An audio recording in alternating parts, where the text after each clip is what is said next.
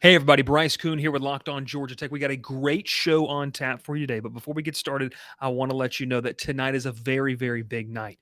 Georgia Tech against Wake Forest as the Jackets open up a 4-game homestand, and they desperately need to get some ACC wins. This is a big game to kick it off against a much improved Wake Forest team. We're going to talk about some of the keys, what to look out for, and kind of what does the identity of this men's hoops team need to be in order to score some big wins in conference play. All that and more here on Locked On Georgia Tech. You are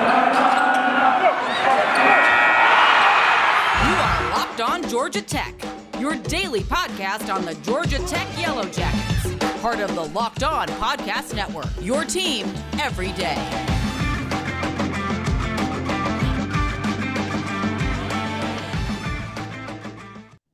Well, hey, everybody, Bryce Koon here with Locked On Georgia Tech. You know who I am, and you know the show if you're a Yellow Jacket fan. We got a great show on tap for you. We talked about football late last night in the audio-only version. Hey, now we're back to our very, very great opportunities with men's basketball. We're going to talk about tonight's game against Wake Forest. It's a big one. It's a much-needed game for Georgia Tech, and I'm going to talk about what needs to happen and kind of what are some keys for us to look for on today's show. But first off, I want to let you know, today you need to, and you do it every single day, I'm so appreciative of you making Locked On Georgia Tech your number one show each and every single day. You do a great job of it. I'm appreciative of it. Let's keep it rolling. Let's keep it going as well. Make it your first listen each and every single day. Well, how can you do that? Follow me on Twitter at First Off so you know when our episodes drop. Subscribe here on the YouTube channel. And if you're listening in on the audio version, make sure to hit the subscribe button, follow us on that feed, and leave a review as well if you can. But let's get into it. Let's talk a little bit about this game. Georgia Tech is home for its next 4 games. And I don't want to blow it out of proportion and say I don't think there is a certain stretch that's going to be more important than these next 4 games. They begin this stretch with a much improved Wake Forest team. That game is tonight at 7 p.m. at McCamish. But in my opinion, if they want to turn this season around, if they want to be able to do some things, and most notably rebound from a tough loss and a bad loss, and I say that not due to the opponent, but due to how bad the game was, an 88-65 loss at North Carolina last Saturday, it's got to start here. It's got to start here. And so we're going to talk about that. We're going to dive into most of those things, but this is important for Georgia Tech to get this win.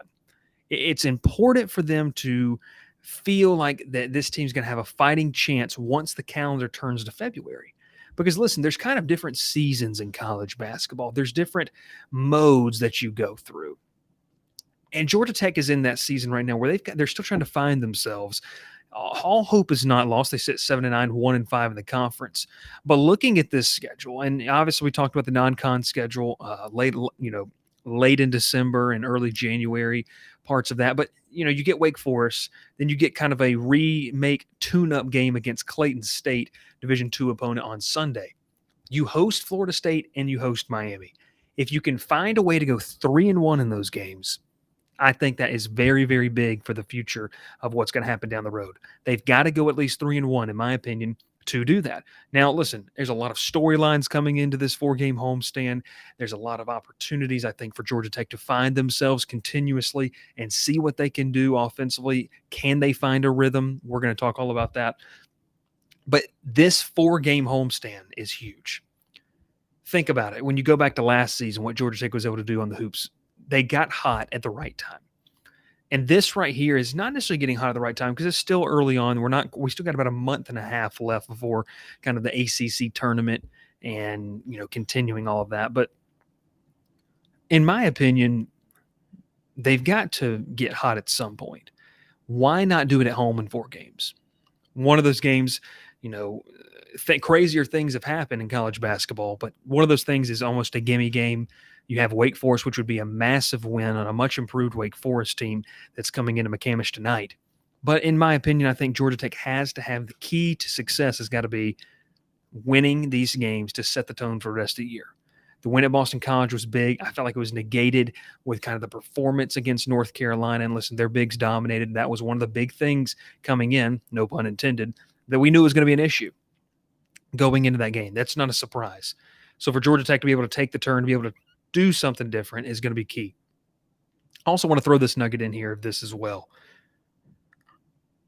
sometimes we see in the game of basketball, seeing the ball go through the net can open the floodgates. It unlocks something for shooters.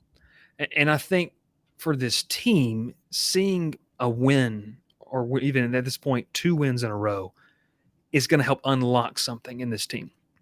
Not that I don't think they're confident, not that I don't think they have the ability to do it, but more of just of this thing of this team needs some positive consistency to kind of keep going. And I think that this could come in this. You win tonight, then you turn on and you win at Clayton State, and then you head into Florida State game with obviously the win at Clayton State's not against Clayton State's not going to hold a ton of weight nationally, but I think within the locker room, you want to feel good about where you are. You win tonight, you beat Clayton State, you head into a Florida State game that I don't know if you guys got the chance to watch that game last night. Holy cow. Florida State Duke game. The Seminoles are going to be a contender. They are every single year, it feels like. To be able to have them at home is going to be big and could be a season-altering, a season-changing win. We're going to talk about that more, but I thought that was interesting to kind of just go back and look at. But I want to let you know first off and first and most, I've told you I'm so excited that you have decided to make Locked On Georgia Tech your first listen each and every single day. But I want to tell you this too. Listen, this is it. This is it. The putt to win the tournament, and if you sink it, the championship is yours. But on your backswing, your hat falls over your eyes. Is this how you're running your business? Poor visibility because you're still relying on spreadsheets and outdated finance software. To see the full picture, you need to upgrade to NetSuite by Oracle. NetSuite's the #1 cloud financial system to power your growth with visibility, control of your financials, HR, everything in between, planning, budgeting, all of that good stuff. NetSuite is everything that you need to grow all in one place. 93% of surveyed businesses are already on it. So go ahead and do it now. Over 28,000 have already used it. So for the new year, NetSuite has a new financing program for those ready to upgrade at netsuite.com/locked. So head over to netsuite.com/locked for this special one-of-a-kind financing offer on the #1 financial system for growing businesses. netsuite.com/locked. Well, let's talk about this now. It's important to kind of say, okay, what's happening in this game? Well, I'm going to give you a couple storylines, and I think that these are interesting storylines. First off, if you're a fan of dominant scores, and what I mean by that is a team that maybe has one guy that they really lean on, this could be a shootout between two of the best scoring guards in the conference. Wake Forest's Alondas Williams, he averages 20.3 points, and Georgia Tech's, obviously, we know Michael DeVoe, 19.3 points, are #1 and #3 leading scorers in the ACC. DeVoe's coming off a 2-game stretch in which he scored a combined 15 points, and Williams chipped in 12 of his last 14 during the second half against Virginia on Saturday. But what is the supporting cast? And I think when you talk about dominant scorers, we all kind of know what Michael DeVoe is. He's a guy, when he has the ball in his hand, he has the ability to launch a deep three, drive to the basket, use his left hand, use his craftiness inside. We've seen that. Alondas Williams, the leading scorer in the ACC right now, part of a much improved Wake Forest team that's 14-3 overall, 4-3 in the conference. It's going to be something to watch. It's going to be something to look out for. How does Georgia Tech handle that? When you have dominant scorers, it's part of the thing where I've seen Georgia Tech kind of get in trouble about this, because Michael DeVoe, sometimes I feel like he wants the ball in his hand all the time, and he sometimes can tend to not look elsewhere because he feels the pressure. So that's something to watch out to. Now, here's another thing. Wake Forest, much like we've begged Georgia Tech to do, Wake Forest has started the process of adding to their arsenal. And so Damari Monsanto, the reigning Southern Conference Freshman of the Year who joined Wake Forest in April, is going to return from a preseason tear. Last year, the 6'6" wing started 20 of 25 games for the East Tennessee State Buccaneers, a high-profile program in the SoCon, scoring just a shade under 12 points, averaging 12 and 7 a night. This is a big thing. Now, here's another one, another storyline coming to this game. Wake Forest last week broke a 9-game losing streak to Virginia. Tonight, they could end another one against our Yellow Jackets. Georgia Tech has won the last 5 matchups. We're going to have to see how that goes. Obviously, fans are watching this podcast and want to know this is potentially big if Georgia Tech can extend it to 6, not only for keeping the record, but also just having the ability to turn their season around. I think that Steve Forbes has done a good job with this Wake Forest program. I think that he's done a fantastic job, and I'll tell you right now, of kind of maneuvering through the rebuild of Wake Forest. They've got, obviously, Alonzo, who's a great player in his own right. They've got some supporting cast that Georgia Tech's going to have to look out for. But this is a game that's definitely winnable. It's a winnable game at home. The crowd needs to be there. They need to be packed out. I think it has the great opportunity to turn around and be just a great thing for Georgia Tech, a great opportunity for them. So all that being said, fantastic, awesome opportunity. You kind of got some of the storylines heading into this game. It's going to be interesting. They begin the home stand with this. You know, Jordan Usher sitting there averaging 15 and 7 per game. That's good. Turnovers are going to be a key in this game for me.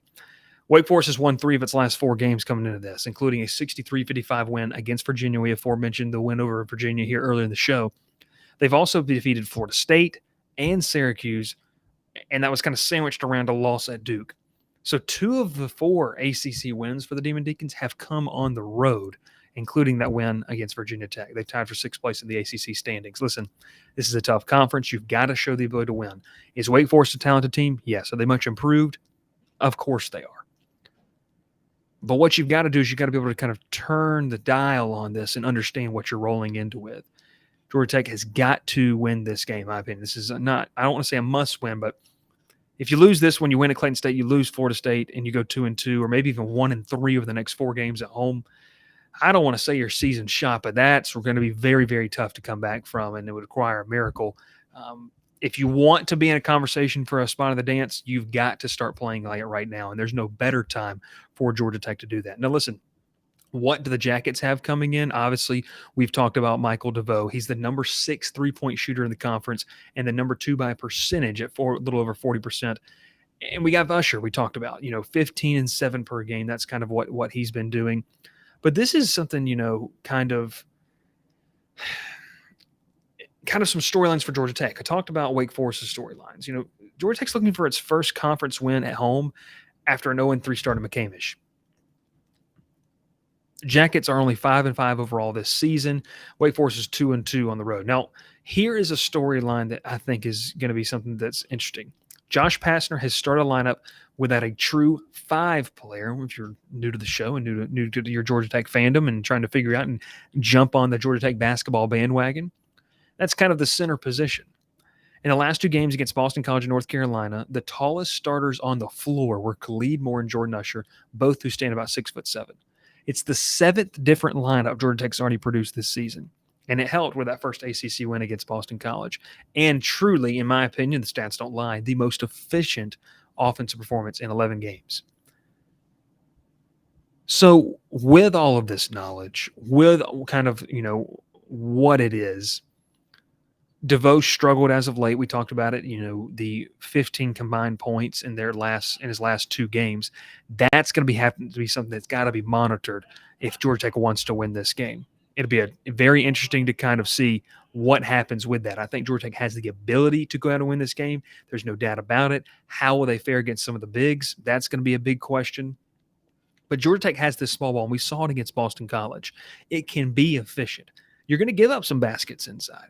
You're going to do that. We're going to talk about kind of what the direction of the program might be in the latter half of this, but you're going to give up some easy baskets inside when you don't really have the bigs. Can they shoot well? Obviously, we saw, with Tristan Maxwell, what that could look like. Debo Coleman's got a nice 3-point stroke. He's trying to work back into frame. There's a lot of opportunities for scoring opportunities. The ball's got to be shared. And like Josh Pastner says, you cannot beat the ball into the ground every single time because that's going to get old quick. It's going to get old quick, and it won't bode well for what you're trying to do. I'll tell you what's not going to bode well, though, if you don't sign up for BetOnline. BetOnline wants to wish everyone a happy new year, and I want to tell you why. As they continue the march to the playoffs, March Madness just around the corner, too. It's almost the end of January. Yeah, no, I can't believe it. BetOnline remains the number 1 spot for all the best sports wagering action for 2022. New year, a new updated desktop mobile website to sign up today. Receive your 50% welcome bonus. That's all it is, 50% welcome bonus. It's a great deal. Just use the promo code LOCKEDON to get the code. From football, basketball, hockey, boxing, and UFC, right to your favorite Vegas casino games. Don't wait to take advantage of all the amazing offers available for 2022. BetOnline is the fastest and easiest way to wager on all your favorite sports. BetOnline, where the game starts. Back here in Locked On Georgia Tech, and we're talking about the game against Wake Forest, what I think can happen, what could happen, what should happen. But I want to paint this picture about. I got a question in the mailbag on Wednesday, and I think it's we need to talk about it. With what Georgia Tech has currently on the roster, this roster is not just built for this year; it's built for years beyond. Obviously, with the young players they brought in, it was the number 29th ranked class per 24/7 Sports composite rating. Debo Coleman, a top 70 recruit. The transfer portal is going to hit hard, and they're going to have to find a big man that can help. They're going to have to find a big man that can lend himself to help and do things. I think with what Georgia Tech has going for them basketball program wise, the cart kind of got out in front of the horse with what happened.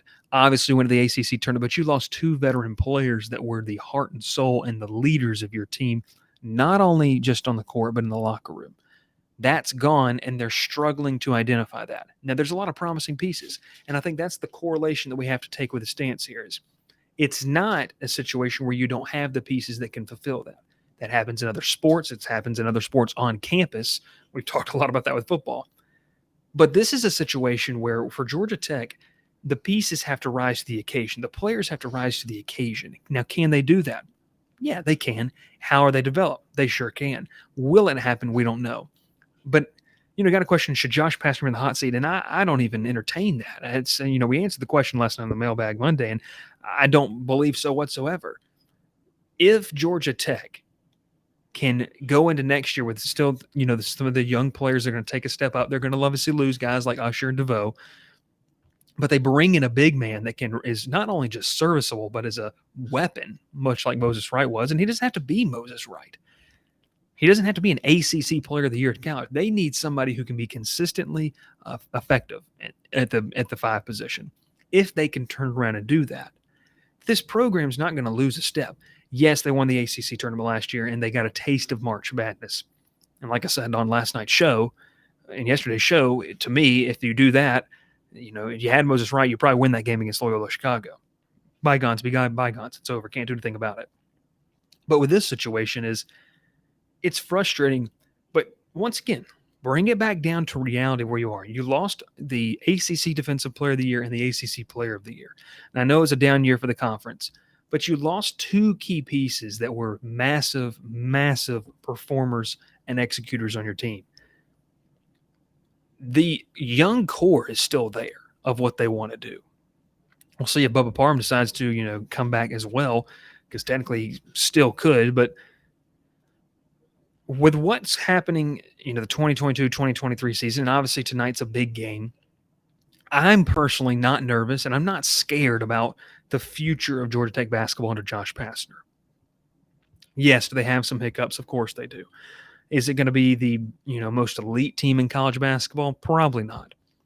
But what they're building is better than what we've seen years prior. It's better than what we've seen, those things. It's the current results from what you lost and kind of this, you call it a retooling year. That's what I would call it. This is a year to retool, find out what some of those young guys have. And listen, I'm not saying this year's over. It's just they've dug themselves a hole. But next year, they get themselves a competent big man back there. Jordan Mecca develops. You have some of these other guys that are playing really well. It's going to be exciting to watch this team play basketball. I'm just no ifs, ands, buts about it. I think it's going to be exciting to watch this team play basketball because they have that talent. They have that ability to do just that. Well, listen, appreciate you tuning in today's quick show. It's a little bit of a preview. Wake Forest, Georgia Tech, 7 p.m. over on ESPNU. Make sure you tune in. We'll be over on Twitter. Maybe get a Twitter space going. Maybe get some in the Discord. Join the Discord. It's one of the awesome opportunities how we communicate with you. And also, too, hit me with a follow right there at Bryce_Koon. Hit it up right there on Twitter. I love to do that. We got you in the Facebook groups. We got you in the Twitter. We got you on Discord and everything in that. It's a ton of fun. Well, listen, I want you to appreciate, and I want you to know that I appreciate you all. We're over 100 subscribers now on the YouTube channel. You're killing it over there. You're killing it on the podcast numbers. Let's keep the ball rolling as we get more guests on, we get more fans, and build this Georgia Tech community. So long. We will see you, and hopefully tomorrow we're talking about a big Georgia Tech win as they take on Wake Forest tonight, a much improved